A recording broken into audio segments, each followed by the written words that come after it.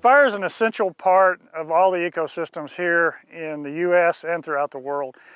But one of the biggest issues landowners have is getting fire back on their property. And they're trying to do that. Getting concerns about liability, about risk, and things like that have always been a big concern for private landowners. So one of the ways that we've found, and probably the best way that we've found to get fire back on the ground and to get private landowners burning, is through the use of prescribed burn associations.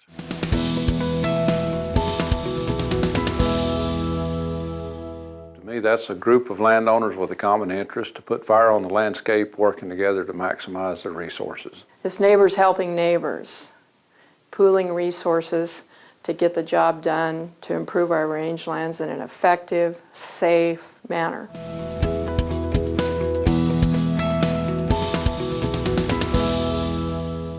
The biggest one is they're scared of it getting away and the liability involved with it. People are reluctant to burn because of various reasons, including being just scared. They're scared of the fire, of escapes, and they don't have the knowledge and the ability to burn, or the resources. One's a sociological barrier. I mean, fire has always been portrayed as big and evil and dangerous, and quite frankly, I think a lot of folks are scared of it, and they don't realize that under prescribed conditions, you can fairly well predict what your fire is going to do, and it's a fairly safe practice.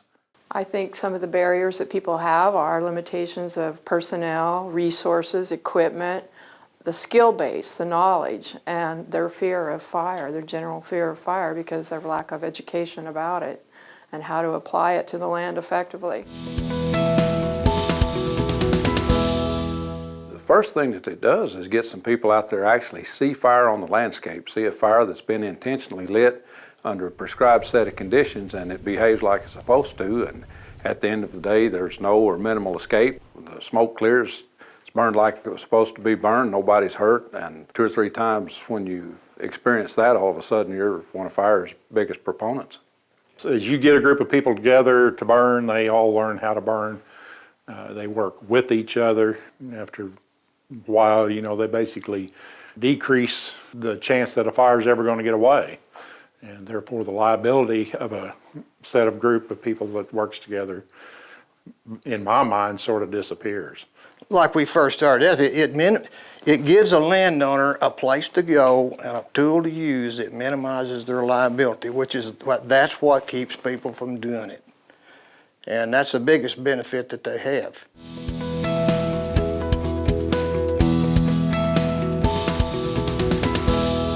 The structure of the burn associations varies because it's kind of left up to the burn associations itself exactly how they want to run the organization. Typically they'll have a president, a vice president, a treasurer. Those, I think, are the 3 offices that they really need to have. And the bylaws are structured to where the state organization actually has a generic set of bylaws that local burn associations can adopt if they want to. They basically adopt bylaws and elect the president, the vice president, and the treasurer, and then the body of the burn association basically dictates how that burn association is run, whether they want to structure it where I know some burn associations actually want to vet all the burn plans that burn association members are going to implement, and there are other burn associations that don't do that. So it can range from being really formal to very informal. Typically, I think they're relatively informal though. There's 3 key factors that we need to consider when starting a PBA. First and foremost, we've got to gather together a group of interested landowners. Identify that group of people that want to start using fire, want to start putting fire on the land, get those folks together. The next thing that's most important is we've got to pick a leader from in that group or identify a leader well before we start the meeting or get the process going. Somebody that wants to step up and just take that leadership role. And then the third final thing, and probably one of the most important things, is having someone there to help provide technical assistance and advice. This is usually somebody from a federal agency, state agency, cooperative extension that can help this group nurture them along, help them with writing fire plans, help them with getting grant money to find stuff for equipment, for training, also help them to determine burn days, how to burn, do that. I just took the bylaws off the OPBA website, filled in the blanks, and that's kind of how we got started rolling. Because really, I think if you're going to be an organization, you probably ought to set your foundation first. That way you got a start point and you can start building off of that. We like for people to attend at least 3 prescribed burns before we will in turn go burn on their property. We want them to participate in as many prescribed fires as possible, and that comes in many forms. Whether it's showing up and, carrying water around to people that need it, to being spotters. There's the hard jobs, there's the easy jobs. Everybody has a role and a function where they can fit in. We have a really good active association. We have regular meetings on an annual basis, sometimes semi-annual. And one of the greatest tools to help us function is setting us up with the GroupMe text. And we can have mass communication instantly to 70 members, and everybody knows where everybody is and who's available.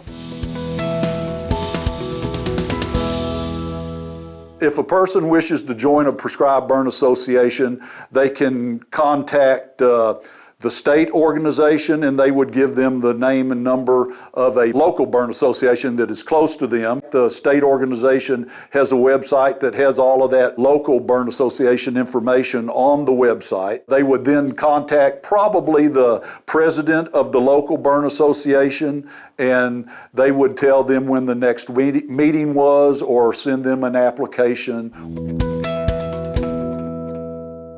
We've got small backpack sprayers, blowers, an assortment of hand tools such as shovels, rakes, spades. Usually have about 6 drip torches, gloves, radio vests, safety glasses. Some other stuff that we have on hand is all the manuals for all the equipment that we have that's mechanical, and we have spare parts and stuff that we use those things for.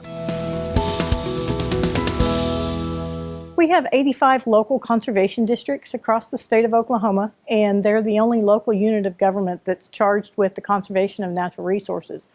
So about 8 years ago, we started working with the prescribed burn associations to get equipment out to the local burn associations so that we could get more fire on the ground. We have private lands biologists across the state. They're encouraged to meet, to present at, to work with their prescribed burn associations.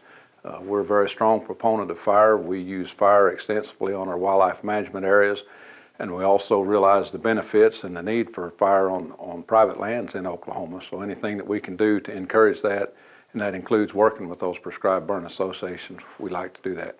The Noble Research Institute is a private organization. Noble works with burn associations just through support, institutional support, but also with our staff. We have several staff, pasture and range consultants, wildlife and range consultants, and others on staff that work with landowners and these prescribed burn associations.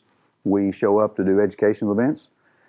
We work with the individuals within those associations on their properties to help them develop prescribed burn plans to implement prescribed fire on their property, and then in general education too on the use of prescribed fire.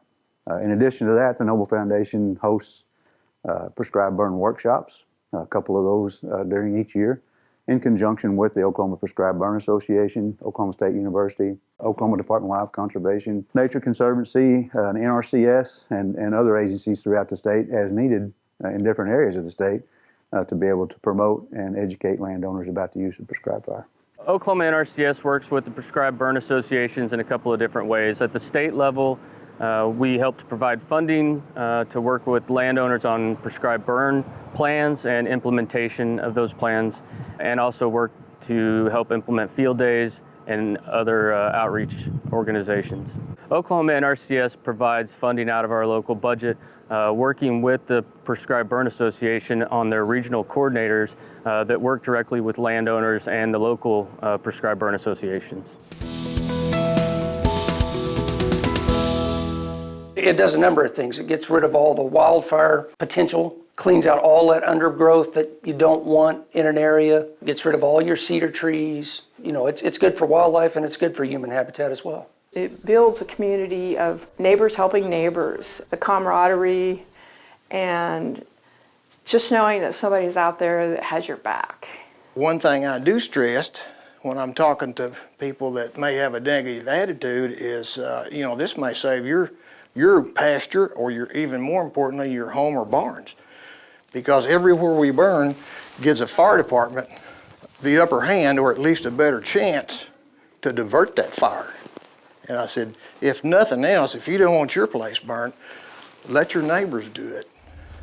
And because it may save you, and I think when you see the benefits of it, you're probably going to want to be a member.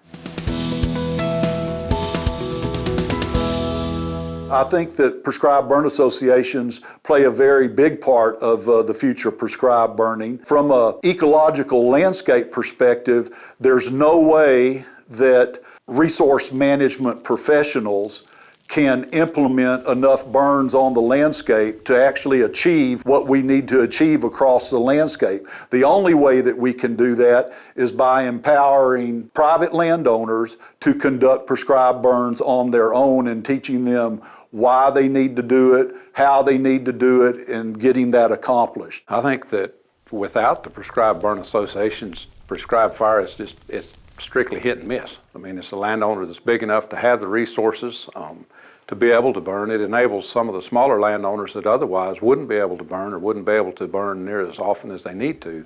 It enables them to burn it. It's very beneficial in getting more fire on the landscape that's historically fire driven. Prescribed burn associations are critical for the future of fire, and you can tell by the number of burn plans and burns that are occurring year after year. It keeps increasing with more and more prescribed burn associations coming in. So the knowledge of the associations is being spread, which results in more fires. Having an organized setting like that, an organized group that you know is going to come out and do the job safely and effectively with a prescribed burn plan, the proper personnel, the proper equipment is all very important to pull it off, and I think that's going to be essential for all people in the future.